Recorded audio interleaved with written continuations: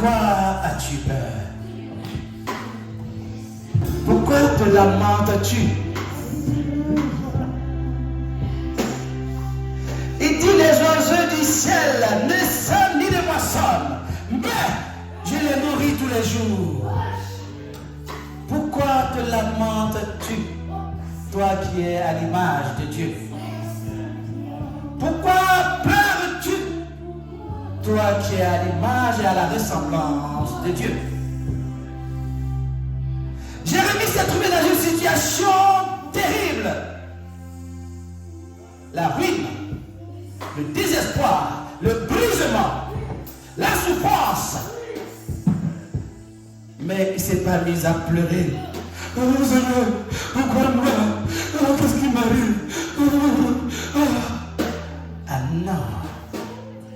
Je veux qu'on acclame Jérémie. Notre ancien Jérémie.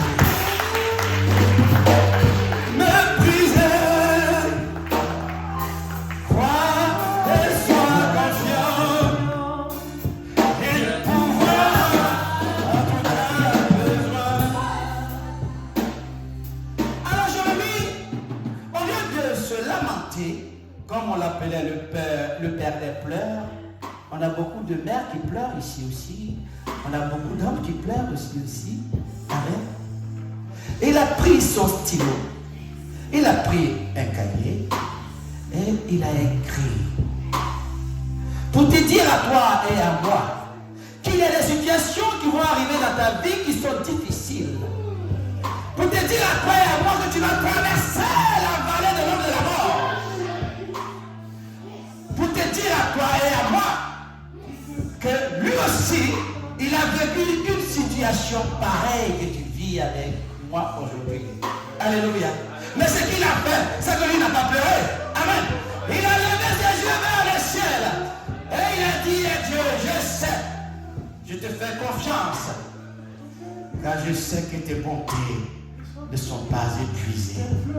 Car elles se renouvellent chaque jour. Chaque jour suffit sa peine. Pourquoi tu te lamentes du lendemain? Laisse le lendemain prendre soin de lui-même.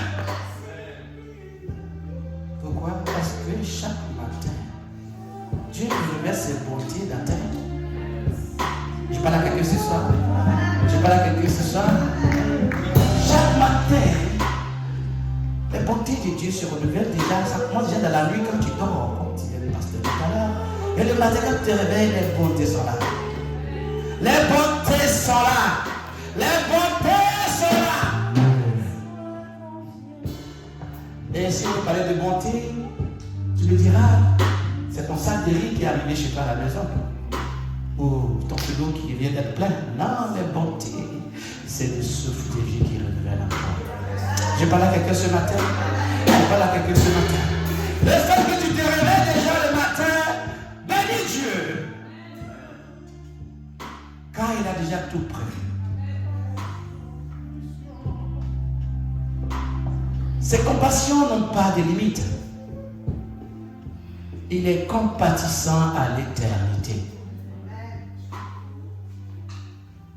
Il est compatissant sans limite, à l'infini. Mais tu peux bénéficier de cette compassion si et seulement si tu es attaché à lui. Si et seulement si tu demeures en lui et lui aussi demeure en toi. Je parle à quelqu'un cet après-midi. Tu n'es pas allé très loin. Que nous devons, nous les enfants de Dieu, amen, nous approcher encore plus de ce Dieu-là, qui a les bontés qui se renouvellent, On ne te dit pas chaque mois, chaque semaine, on dit chaque jour.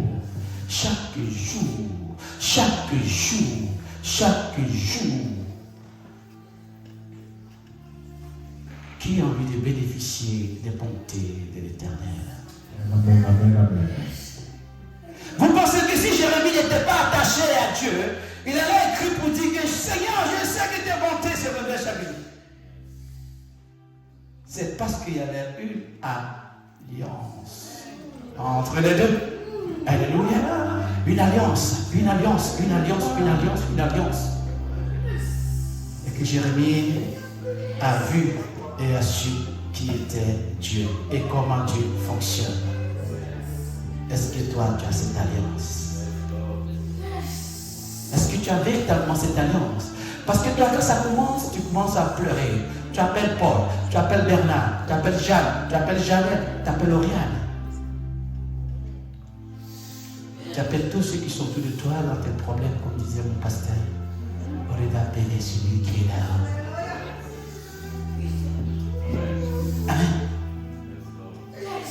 Alors que si tu as une alliance avec lui, une véritable alliance, une véritable communion, tu vas directement lui dire, Seigneur, I'm here. Look at me, I have a problem. Can you help me? Hallelujah. Yes. But I know that you have a solution. Every time, everywhere. Every situation. Because I believe you. Mais comme tu n'as pas d'alliance, tu vas dans tous les sens. On t'appelle lamentation. Cette femme-là, elle pleure tout le temps. Avant, oui, quand elle est chez elle, elle est toujours en train de pleurer. On ne sait pas qui elle perd tous les jours, on ne sait pas ce qui se passe. Elle pleure souvent. Ma fille disait problème. Parce que l'alliance qu'elle a n'est pas réelle. Vous savez, moi je travaille des situations difficiles que vous ne pouvez même pas imaginer. Oui, si je ne vous dis pas, vous n'allez pas comprendre, vous ne pouvez même pas imaginer. Inimaginable. Hein, mon cœur. Mais j'ai dit à ma femme, t'inquiète, Dieu va faire ce qu'il a fait. Viens, on s'en va. S'il y a checké poisson, c'est bon pour nous. Amen. Alléluia. Est-ce que vous acclamez Dieu? Alors pour clôturer, j'aimerais vous dire, mes bien-aimés, que vos yeux soient arrivés sur l'Éternel. Oui, vos yeux soient arrivés sur l'Éternel. Ne faites pas confiance en moi. Non.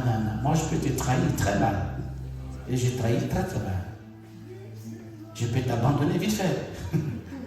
Je peux gagner ta chap.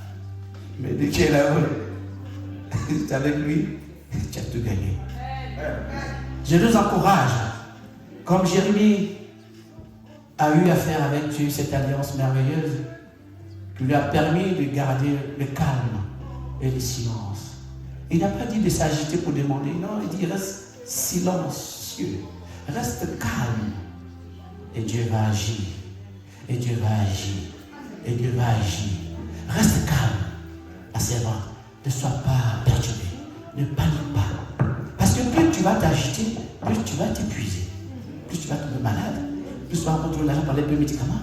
Et s'il n'y a pas l'argent, tu fais quoi? Tu vas mourir. Mon papa, mon papounet, quand les situations arrivent, sois calme. Chez nous au village du sud de la Méditerranée, lorsqu'on va nager à la mer, lorsqu'on voit les vagues arriver, vous savez ce qu'on fait? On passe en dessous des vagues. Vagues qui viennent à ce problème. Tu n'as pas le bon problème. Tu couches, il va passer. Couche-toi, il va passer. Couche-toi, il va passer. Couche-toi, il va passer chez toi. Combien? Et quand il passe, tu te lèves. Ouf, il est chaud.